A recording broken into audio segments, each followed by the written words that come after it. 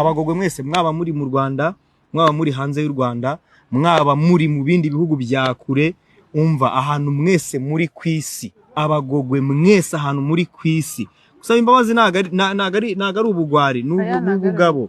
Mbasabye imbabazi mbikuye ku mutima, ahubwo noneho muze mumfashe aba bantu barimo kushaka kutwanganisha kandi turi mu gihugu.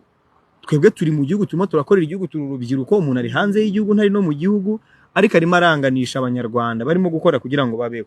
Uyu munsi kibasumba arashaka gutera imbere, nanjye ndashaka gutera imbere. Mureke dushyire hamwe rero. Abagogwe mwese mbasabye imbabazi kandi Imana ibampera umugisha. Ndabakunda sana, ndabakunda sana.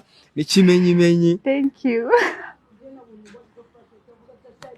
Data dawe reka nkusibye uyu munsi nta gihembo nkubwira ibanga maranye iminsi irimbanda ritakurenze. Hato utazumva iyo nkuru hanze utindabizi ntibindeba.